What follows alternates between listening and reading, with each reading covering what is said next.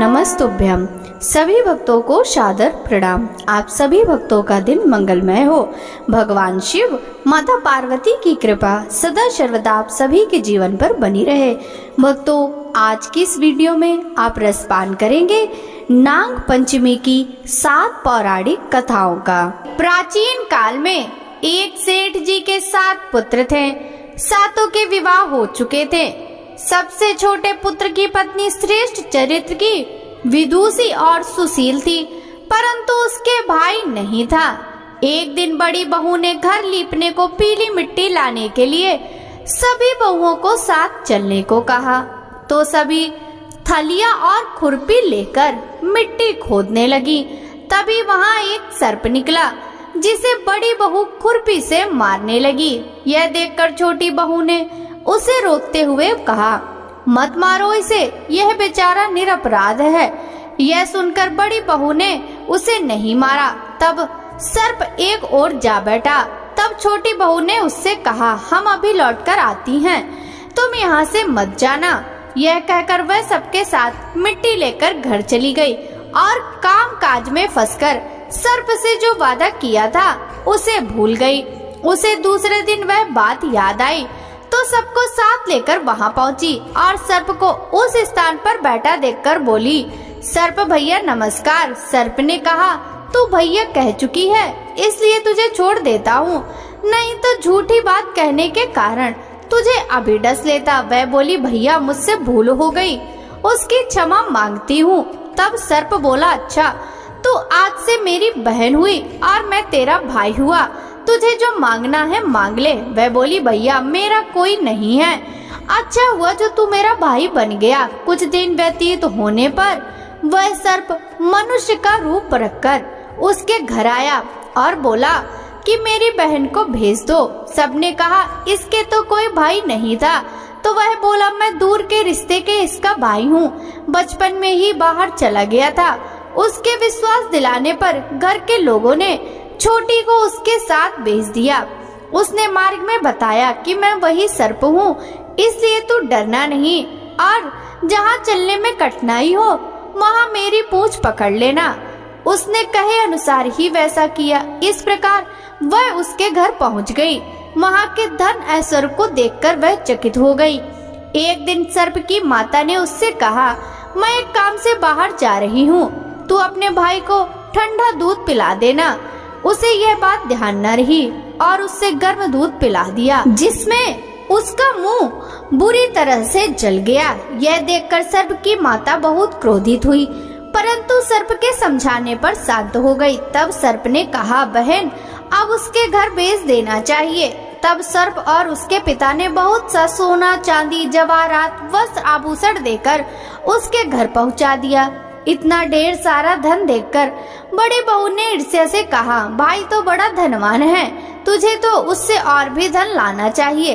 सर्प ने यह वचन सुना तो सब वस्तुएं सोने की लाकर दे दी। यह देखकर बड़ी बहू ने कहा, इन्हें झाड़ने की झाड़ू भी सोने की ही होनी चाहिए। तब सर्प ने झाड़ू भी सोने की लाकर रख दी। सर्प ने छोटी बहू को हीरा मणियों का एक अद्भुत हार दिया था। उसकी प्रशंसा उस देश की रानी ने भी सुनी। वह राजा से बोली कि सेठ की छोटी बहू का हार यहाँ आना चाहिए। राजा ने मंत्री को हुक्म दिया कि उससे वह हार लेकर शीघ्र उपस्थित हो। मंत्री ने सेठ जी से जाकर कहा कि महारानी जी छोटी बहू का हार पहनेंगी, वह उससे लेकर मुझे दे दो।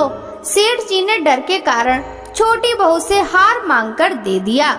छोटी बहू को यह बात बहुत बुरी लगी। उसने अपने सर्प भाई को याद किया और प्रार्थना करने लगी कि भैया रानी ने हार छीन लिया है, तुम कुछ ऐसा करो कि जब वह हार उसके गले में रहे तब तक के लिए सर्प बन जाए, और जब वह मुझे लौटा दे तब वह हीरो और मणियों का हो जाए। सर्प ने ठीक वैसा ही किया। जैसे ही रानी ने हार पहना वह सर्प बन गया। यह देखकर रानी चीख पड़ी और रोने लगी। यह देखकर राजा ने सेठ के पास खबर भेजी कि छोटी बहू को तुरंत भेजो। सेठ जी डर गए कि राजा न जाने क्या करेगा। वे स्वयं छोटी बहू को साथ लेकर उपस्थित हुए। राजा ने छोटी बहू से पूछा, तूने क्या जादू किया है? मैं तुझे दंड दूंगा। छोटी बहू बोली, राजन धृष्टता क्षमा कीजिए, यह हार ऐसा ही है कि मेरे गले में हीरो और मणियों का रहता है, दूसरे के गले में सर्प बन जाता है। यह सुनकर राजा ने वह सर्प बना हार उसे देकर कहा, अभी पहन कर दिखाओ। छोटी बहू ने जैसे ही उसे पहना वैसे ही हीरो मणियों का हो गया। यह देखकर राजा को उसकी बात का विश्वास हो गया और उसने प्रसन्न होकर उसे बहुत सी मुद्राएं भी पुरस्कार में दे दी। छोटी बहू वह अपने हार और इन सहित घर लौट आई। उसके धन को देखकर बड़ी बहू ने ईर्ष्या के कारण उसके पति को सिखाया कि छोटी बहू के पास कहीं से धन आया है। यह सुनकर उसके पति ने अपनी पत्नी को बुलाकर कहा, ठीक ठीक बता कि यह धन तुझे कौन देता है। तब वह सर्प को याद करने लगी। तब उसी समय सर्प ने प्रकट होकर कहा, यदि मेरी धर्म बहन के आचरण पर संदेह प्रकट करेगा तो मैं उसे खा लूंगा। यह सुनकर छोटी बहू का पति प्रसन्न हुआ और उसने सर्प देवता का बड़ा सत्कार किया। उसी दिन से नाग पंचमी का त्योहार मनाया जाता है और स्त्रियां सर्प को भाई मानकर उसकी पूजा करती हैं। बोलिए नाग देवता की जय हो। सावन कृष्ण पंचमी को नाग पंचमी कहते हैं। कहीं कहीं पर यह त्योहार श्रावण शुक्ल पंचमी को मनाया जाता है। नाग पंचमी हिंदुओं का पावन पर्व है। इस दिन महिलाएं नाग देवता की पूजन करती हैं और नाग देवता को भोग लगाती हैं। नाग पंचमी के दिन आटे में हल्दी मिलाकर नाग बनाएं और उसका पूजन करना चाहिए। सुगंधित पुष्प तथा दूध सर्पों को प्रिय होता है, इसलिए यह वस्तुएं अर्पित करें और व्रत के दिन नाग पंचमी की कहानी सुननी चाहिए। नाग पंचमी को प्रसाद के रूप में भुने हुए जौ और भुने हुए चने वितरित किए जाते हैं। इस दिन नाग पंचमी की कहानी या नाग पंचमी व्रत कथा सुनने से व्रत का पूर्ण फल प्राप्त होता है। एक नगर में सेठ जी रहते थे। उनके 7 बेटे और बहुएं थी। इन 7 बहुओं में से 6 बहुओं के तो पीहर थे, लेकिन 7वीं बहू के पीहर नहीं था। जब वह गर्भवती हुई तो उसे घेवर खाने की इच्छा हो रही थी। उसके पीहर नहीं था तो उसने एक घेवर चुराकर पानी भरने गई, तब ले गई। वहां जाकर पेड़ के नीचे घेवर रख दिया और सोचा कि पानी भरकर आराम से घेवर खा लूंगी। जब वह पानी भरकर घेवर लेने गई तो वहां घेवर नहीं मिला। उस पेड़ के पास एक बांबी थी, उसमें एक नागिन रहती थी। वह नागिन भी उस समय गर्भवती थी। घेवर को देखकर नागिन की इच्छा उसे खाने की हुई और उसने घेवर खा लिया। उस नागिन ने सोचा कि यदि साहूकार की बहू मुझे गाली देगी तो मैं उसे डस लूंगी और यदि कुछ नहीं कहेगी तो इस बिना पीहर की को पीहर दिखा दूंगी। साहूकार के बेटी की बहू ने कहा, यदि शायद कोई मेरी जैसी ही होगी जिसने यह घेवर खा लिया। ऐसा सुनकर नागिन बहुत खुश हुई और उसने अपने बेटों से कहा कि तुम इंसान का रूप बनाकर जाओ और साहूकार के बेटे की बहू को लेकर आओ। नागिन के बच्चे इंसान का रूप बनाकर साहूकार के घर चले गए। वहां जाकर उन्होंने कहा कि हम हमारी बहन को लेने आए हैं। तब सास ने कहा कि पहले तो कभी नहीं आए, इतने दिन कहा थे। तब उन्होंने कहा कि जब हमारी बहन का जन्म हुआ तब हम नानी के घर थे और शादी हुई तब हम परदेश कमाने के लिए गए हुए थे। उन लड़कों ने बहुत सारे कपड़े, गहने और मिठाइयाँ बहन के सास और जेठानियों के लिए ले गए थे। सास अत्यंत प्रसन्न थी और जेठानियाँ उसे देखकर जल रही थी। सास ने बहू को उनके साथ में भेज दिया। बांबी के पास जाकर उन्होंने कहा, बहन हम नाग हैं। उस दिन जब तुमने पेड़ के नीचे घेवर रखा था तब तुम्हारा घेवर हमारी माँ ने ही खाया था। उन्होंने तुम्हें अपनी बेटी माना है, इस नाते से तुम हमारी बहन हुई। बहन अब तुम हमारी पूंछ को पकड़ लो और डरना मत। उनके कहने पर वह पूंछ पकड़कर बामी में चली गई। वहां पर उन्होंने उसे बहुत लाड प्यार और सुख से रखा। वहीं पर उसने एक लड़के को जन्म दिया। जब उसका लड़का थोड़ा बड़ा हुआ तब की बात है, पड़ोसन ने साहूकार के बेटे की बहू को सिखा दिया। कि अगर तू तेरी माँ की इतनी ही लाडली है तो तेरी माँ से कहना कि आज से नागों को दूध मैं ही पिलाऊंगी। पड़ोसन का ताना उसे सहन नहीं हुआ। वह माँ से जिद करके नागों को दूध ठंडा करने लगी। अब तक दूध ठंडा नहीं हुआ था। उससे पहले ही उसके बेटे ने घंटी बजा दी। घंटी की आवाज सुनकर छोटे बड़े सारे नाग दूध पीने के लिए दौड़ पड़े। जब उन्होंने दूध में मुंह लगाया तो नागों का मुंह बहुत बुरी तरह से जल गया। तब नाग क्रोधित होकर बोलने लगे कि हम बहन को काटेंगे। उसकी माँ ने उन्हें समझाते हुए कहा कि उसे मत काटो, यह तुम्हें आशीष देगी। थोड़े दिन बीत जाने के बाद पड़ोसन ने फिर से ताना मारा कि यदि तेरी माँ तुझ पर विश्वास करती है तो तुझे 7वें कोटे को चाबी देती। उसने माँ से जिद करके चाबी ले ली और जब ताला खोला तो अंदर झूले में बाबा नाग झूल रहे थे। उसने बाबा नाग से कहा, सत सिया राम बाबा। उन्होंने कहा कि तूने सत सिया राम कर लिया, वरना मैं तुझे डस लेता। तब उसने कहा कि आप तो मेरे पिता हो, मुझे कैसे डर सकते हो। नाग देवता ने उसको 9 करोड़ का हार दे दिया। माँ ने अपने बेटों से कहा, बाई तो अब बड़े घरों में हाथ डालने लगी है, उसे घर पहुंचा दो। नागों ने साहूकार के बेटे की बहू को बहुत से गहने कपड़े दिए और ससुराल पहुंचा दिया। थोड़े दिन की बात है, उसका बच्चा झाड़ू तोड़ रहा था। ताई ने कहा, झाड़ू मत तोड़, इतने तोड़ने का शौक है तो तेरे नाना मामा के यहाँ से लाया होता। सांपों ने सुन लिया। माँ से जाकर कहा। माँ ने कहा, 2 झाड़ू सोने की बनवाओ, 2 चांदी की बनवाओ और दे आओ। ताइयाँ देखकर जल गई, कहने लगी, इसके तो ताने मारने से धन बढ़ता है। कुछ दिनों के बाद की बात है, बच्चा गेहूं बिखेर रहा था। ताई ने ताना मारा, गेहूं बिखेरने का शौक है तो नाना मामा से ले आता, हमारे यहाँ तो मत बिखेर।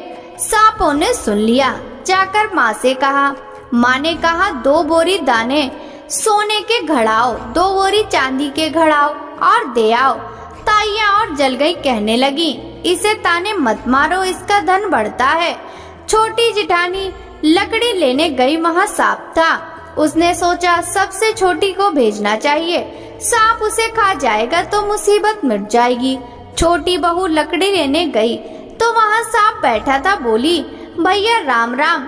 सांप ने झट से बिछुए दे दिए, पहनकर छम छम करती चली आई। जिठानियां देखकर जल गई। 2-4 दिन बाद पान की गड्डियों में एक सांप को देखा तो बड़ी जिठानी ने सबसे छोटी को पान लेने भेजा। उसने सोचा आज सांप अवश्य काट लेगा। सांप को देखकर छोटी बोली, भैया घर के क्या हाल चाल हैं? घर में सब ठीक तो है? सबको मेरा राम राम कहना। सांप ने मुंदड़ी पहना दी। जिठानियां फिर जल कुड़ गई। उसका पति दुकान से आया, तब सिखा दिया कि तेरी बहू के तो सांप बिच्छू से दोस्ती है। साहू का बेटा अपनी बहू से रात को कहने लगा, सच सच बता, सांप बिच्छू तेरे क्या लगते हैं जो तुझे काटने के बजाय गहने देते हैं? बहू ने कहा, वो तो मेरे भाई भतीजे लगते हैं। फिर उसने सारी बात अपने पति को बताई। पति ने कहा, तो क्या तेरे भाई भतीजे तुम्हें ही बुलाते हैं? कभी अपने जवाई को यानी हमें तो बुलाते नहीं। आने कोने में छुपे सांपों ने बात सुन ली तो जाकर अपनी माँ से कहा। माँ ने कहा, दोनों को बुला लाओ। वे इंसान का रूप बनाकर दोनों को व बच्चों को बुला लाए। खूब कपड़े गहने देकर तीनों को विदा किया। ऐसा समर्थ पीहर नाग पंचमी की कहानी कहने वालों, नाग पंचमी की कहानी सुनने वाले सबको मिले। जैसे अनपीहरी को पहले रही थी, किसी को भी ना रखे। बोलिए नाग देवता की जय हो। एक बार किसी गांव में एक किसान रहता था। किसान के एक बेटी और 2 बेटे थे। किसान बहुत मेहनती था। अपने परिवार को पालन पोषण के लिए वो खुद हल चलाता था। एक दिन हल जोतते हुए किसान ने गलती से एक नागिन के अंडे को कुचल दिया। सभी अंडे नष्ट हो गए।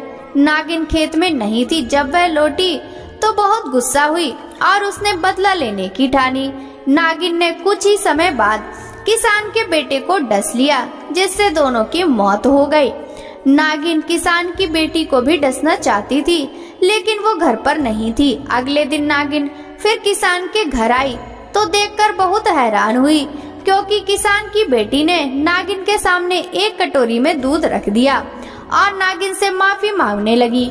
किसान की बेटी के इस रवैये से नागिन बहुत खुश हुई और नागिन ने दोनों भाइयों को जीवित कर दिया।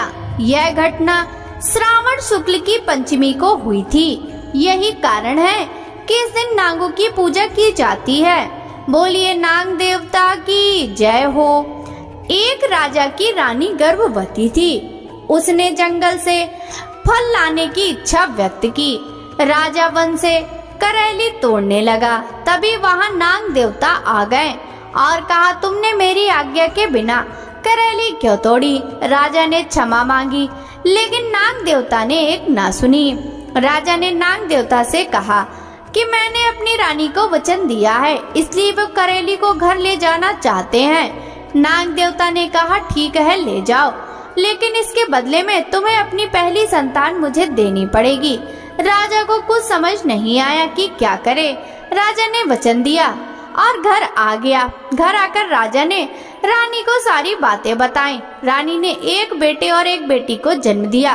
कुछ ही दिनों में नाग राजा के घर संतान लेने पहुंचा। राजा ने कहा कि पहली संतान लड़की हुई थी, लड़की के मुंडन के बाद आना, तभी दूंगा। राजा की बात मानकर नाग वहां से चला गया। नाग फिर आया। राजा ने कहा नाग को कि शादी के बाद आना, लेकिन नाग ने सोचा कि शादी के बाद तो पिता का पुत्री पर कोई अधिकार नहीं रहता, इसलिए नाग ने लड़की को उठा ले जाने की योजना बनाई। एक दिन नाग राजा की बेटी को उठाकर ले गया और राजा को बता दिया। राजा ने जैसे ही बेटी को ले जाने की बात सुनी तो राजा की उसी समय मौत हो गई। राजा की मौत की खबर सुनकर रानी भी मर गई। अब घर में राजा का लड़का अकेला रह गया।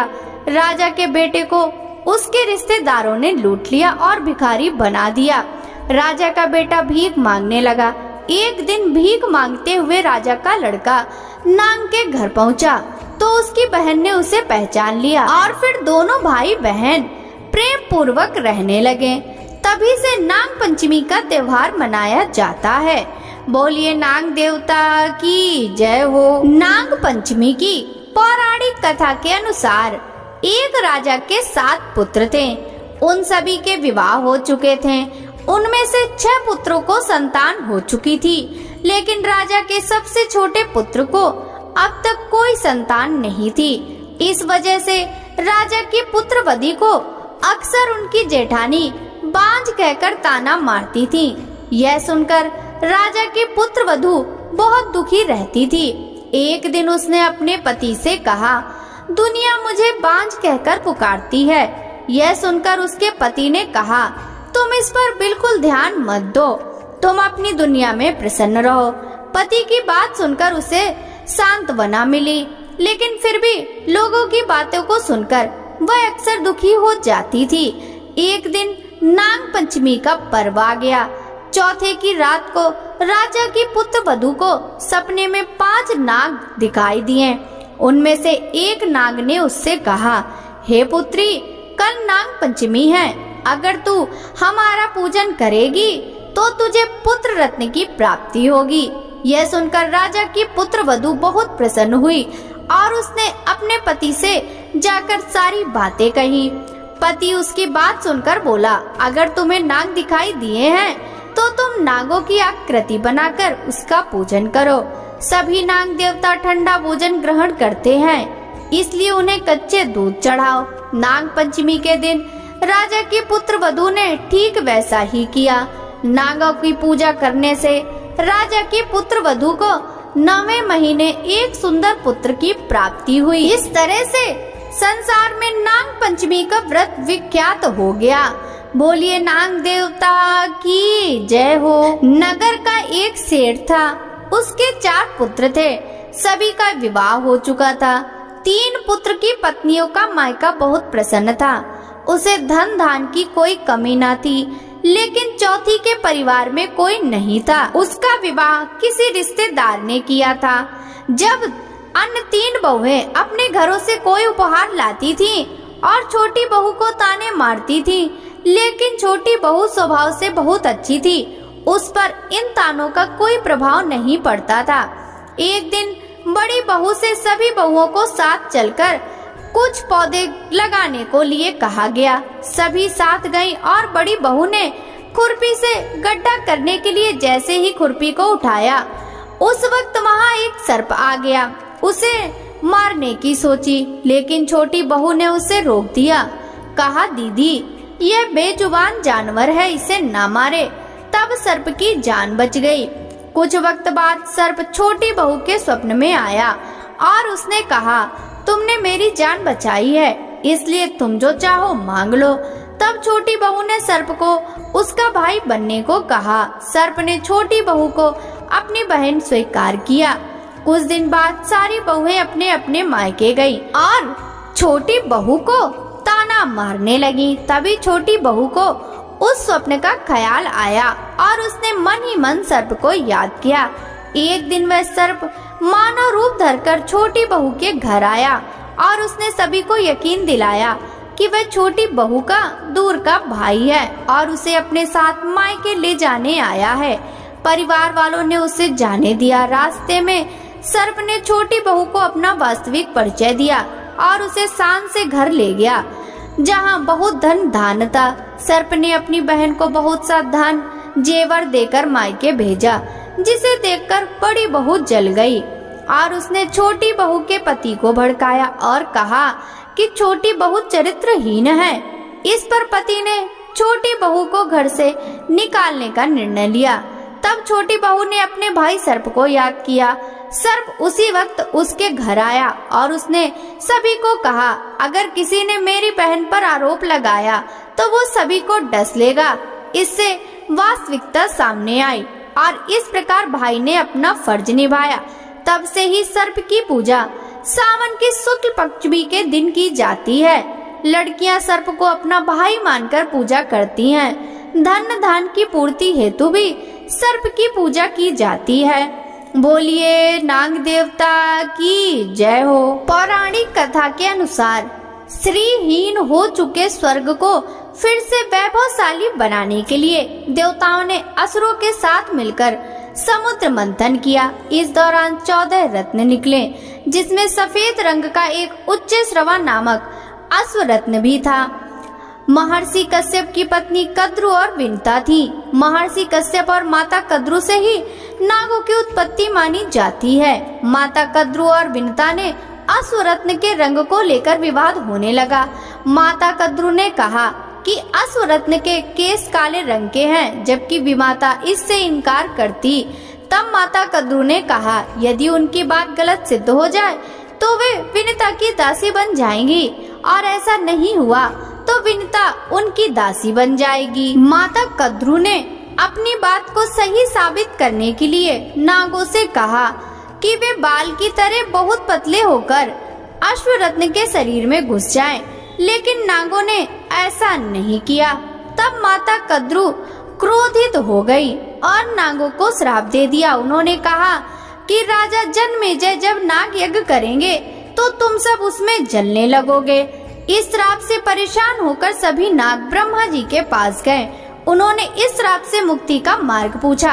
तब ब्रह्मा जी ने बताया कि आस्तिक मुनि तुम सभी के प्राणों की रक्षा करेंगे। जब राजा जन्मेजय ने नागों को भस्म करने के लिए नाग यज्ञ प्रारंभ किया और अग्नि कुंड में आहुति के लिए मंत्रोच्चार करने लगे तो नाग जलने लगे। तब आस्तिक मुनि ने उन नागों के जीवन की रक्षा की। उनके जलन को शांत करने के लिए उन्होंने नागों पर दूध डाला। आस्तिक मुनि ने सावन शुक्ल पश्चिमी को नागों के जीवन को बचाया था, इसलिए हर साल इस तिथि को नाग पंचमी मनाई जाती है और नागों को दूध अर्पित किया जाता है। बोलिए नाग देवता की जय हो। ओम जय जय कुल देवा स्वामी कुल देवा, श्री नागे स्वामी जी की आरती, नागे स्वामी जी की आरती। वांछित फल मेवा। ओम जय जय कुल देवा। पूर्ण प्रकाशी मणिधर पाताले सी। स्वामी पाताले वासी। भक्त चरण में आते दर्शन के प्यासे। ओम जय जय कुल देवा। आहि धर छत्र मनोहर संकट सहारी। स्वामी संकट सहारी। रिद्धि सिद्धि कुल वर्धक भक्तन उपकारी। ओम जय जय कुल देवा। दोषी वंशधर सेवा भक्ति नित्य करते। स्वामी भक्ति नित्य करते। धन धान्य संपत इच्छित फल मिलते। ओम जय जय कुल देवा। सत्यपुर नगर में अपारो पर जो है बारी। स्वामी पर जो है बारी। सेवक पूजा भक्ति विपदा हर नारी। ओम जय जय कुल देवा।